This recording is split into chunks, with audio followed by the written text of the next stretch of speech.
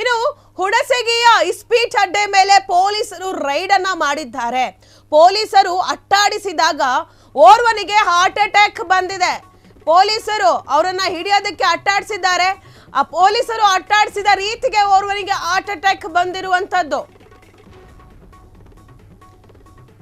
ವಜ್ಜಲ್ ಹೊರವಲಯದಲ್ಲಿ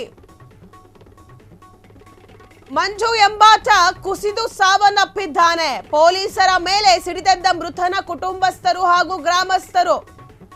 ಹುಣಸಗಿ ಪೊಲೀಸ್ ಠಾಣೆ ಮುಂದೆ ಒಂದು ದೊಡ್ಡ ಪ್ರೊಟೆಸ್ಟ್ ಆಗ್ತಾ ಇದೆ. ಹುಣಸಗಿ ಪೊಲೀಸರ ವಿರುದ್ಧ ಘೋಷಣೆ ಕೂಗಿ ಆಕ್ರೋಶವನ್ನ ವ್ಯಕ್ತಪಡಿಸುತ್ತಿದ್ದಾರೆ ಸಂಬಂಧಿಕರು ಹಾಗೂ ಅವರ ಕುಟುಂಬದವರು. ಹುಣಸಗಿ ಪೊಲೀಸರ ವಿರುದ್ಧ ಕ್ರಮಕ್ಕೆ ಆಗ್ರಹವನ್ನ ವ್ಯಕ್ತಪಡಿಸುತ್ತಿದ್ದಾರೆ.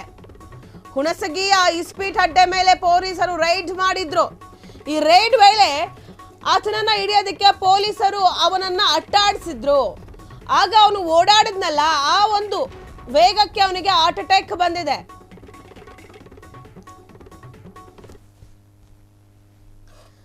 ನೀವಿಲ್ಲಿ ಗಮನಿಸಬಹುದು, ಕುಟುಂಬಸ್ಥರನ್ನ ಪೊಲೀಸ್ ಠಾಣೆ ಮುಂದೆ ನಿಂತ್ಕೊಂಡು ಪ್ರತಿಭಟನೆಯನ್ನ ಮಾಡ್ತಿದ್ದಾರೆ. ಪೊಲೀಸರ ಮೇಲೆ ಒಂದು ಗಂಭೀರವಾದ ಆರೋಪ ಈಗ ಕೇಳಿ ಬರ್ತಿರುವಂತದ್ದು.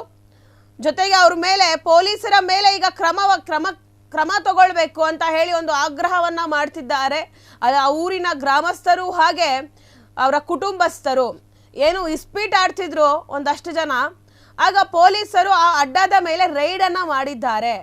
ಹುಣಸಗಿಯಲ್ಲಿ ಇಸ್ಪೀಟ್ ಆಡ್ತಿದ್ದಂತ ಒಂದಷ್ಟು ಜನದ ಮೇಲೆ ರೈಡನ್ನ ಮಾಡಿದ್ದಾರೆ. ಆ ವೇಳೆ ಆತ ಯಾರು ಇಸ್ಪೀಟನ್ನು ಆಡ್ತಿದ್ರು ಅವರೆಲ್ಲ ದಿಕ್ಕಾಪಾಲಾಗಿ ಓಡೋಗಿದ್ದಾರೆ. ಆಗ ಪೊಲೀಸರು ಒಬ್ಬರನ್ನ ಅಟ್ಟಾಡಿಸ್ಕೊಂಡು ಹೋಗಿದ್ದಾರೆ.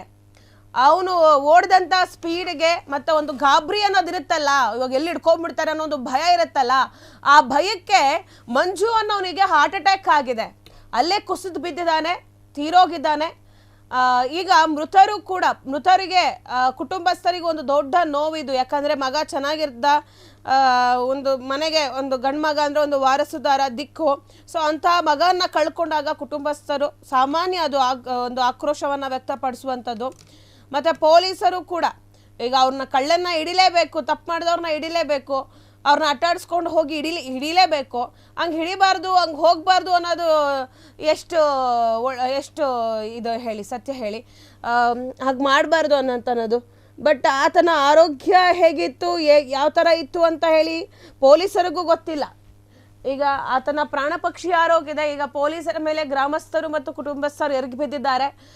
ಪೊಲೀಸರ ವಿರುದ್ಧ ಒಂದು ದೊಡ್ಡ ಆಕ್ರೋಶವನ್ನು ವ್ಯಕ್ತಪಡಿಸ್ತಿದ್ದಾರೆ. ಮತ್ತು ಹುಣಸಗಿ ಪೊಲೀಸ್ ಠಾಣೆ ವಿರುದ್ಧ ಒಂದು ಪ್ರತಿಭಟನೆಯನ್ನ ಮಾಡ್ತಿರುವಂಥದ್ದು. ಸೊ ಅಲ್ಲಿನ ಠಾಣೆ ಮುಂದೆ ನಿಂತ್ಕೊಂಡು ಗ್ರಾಮಸ್ಥರು ಅದ್ರ ಜೊತೆಗೆ ಕುಟುಂಬಗಳು ಎಲ್ಲರೂ ಸೇರಿ ಒಂದು ಪ್ರೊಟೆಸ್ಟನ್ನು ಮಾಡ್ತಾ ಇರುವಂಥದ್ದು. ಏನು ಮಾಡೋಕ್ಕಾಗಲ್ಲ, ಟೈಮು. ಬಟ್ ಪೊಲೀಸರಿಗೆ ಅವರ ಕರ್ತವ್ಯ ಮಾಡಬೇಡಿ ಅಂತ ಅನ್ನೋದು ಅದು ಕೂಡ ತಪ್ಪಾಗುತ್ತೆ. ಇಸ್ಪೀಟ್ ಆಡುವಂಥದ್ದು ಬ್ಯಾನ್ ಆಗಿದೆ ನಮ್ಮ ಕರ್ನಾಟಕದಲ್ಲಿ. ಈ ಥರ ಅಡ್ಡೆಗಳು ಹಾಕ್ಕೊಂಡು ಇಸ್ಪೀಟ್ ಆಡುವಂಥದ್ದಿಲ್ಲ. ಇಸ್ಪೀಟ್ ಆಡಬಾರ್ದು, ಜೂಜುಗಳು ಆಡಬಾರ್ದು, ಈ ಗೇಮ್ಗಳು, ಆನ್ಲೈನ್ ಗೇಮ್ಗಳು ಈ ಥರದ್ದೆಲ್ಲ ಆಡಬಾರ್ದು ಅಂತ ಹೇಳಿ ಒಂದು ಕಾನೂನಿದೆ. ಆ ಕಾನೂನನ್ನು ಪಾಲಿಸುವಂಥ ಕೆಲಸವನ್ನು ಪೊಲೀಸರು ಮಾಡ್ತಿದ್ದಾರೆ. ಜನಸಾಮಾನ್ಯರು ಅದೇ ನಿಟ್ಟಿನಲ್ಲಿ ಅವ್ರಿಗೂ ಸಪೋರ್ಟನ್ನು ಮಾಡಬೇಕು. ನೋಡಿ, ಈಗ ಭಯ ಮಾಡಿದ್ದಕ್ಕೆ ಈ ರೀತಿಯಾಗಿ ಕೆಲಸ ಮಾಡಿದ್ದಕ್ಕೆ ಅಲ್ವಾ ಭಯ ಬರೋದು. ಭಯ ಬಂದಾಗಲೇ ಅಲ್ವಾ ಹಾರ್ಟ್ ಅಟ್ಯಾಕ್ ಆಗೋದು. ಆತ ಇಸ್ಪೀಟ್ ಆಡಿಲ್ಲ ಅಂತಂದಿದ್ರೆ, ಕಾನೂನಿಗೆ ಸಹಕರಿಸಿದ್ರೆ ಈ ರೀತಿಯಾಗೆಲ್ಲ ಆಗ್ತಿತ್ತ? ಇದನ್ನ ಗ್ರಾಮಸ್ಥರು ಅರ್ಥ ಮಾಡ್ಕೋಬೇಕಾಗತ್ತೆ. ಕ್ಷಣ ಕ್ಷಣದ ಸುದ್ದಿಗಳಿಗಾಗಿ ಫ್ರೀಡಂ ಟಿವಿ ಸಬ್ಸ್ಕ್ರೈಬ್ ಮಾಡಿ, ಲೈಕ್ ಮಾಡಿ ಹಾಗೂ ಫಾಲೋ ಮಾಡಿ. ಹೊಸ ಸುದ್ದಿಗಳ ನೋಟಿಫಿಕೇಶನ್ಗಾಗಿ ಬೆಲ್ ಐಕಾನ್ ಮೇಲೆ ಕ್ಲಿಕ್ ಮಾಡಿ.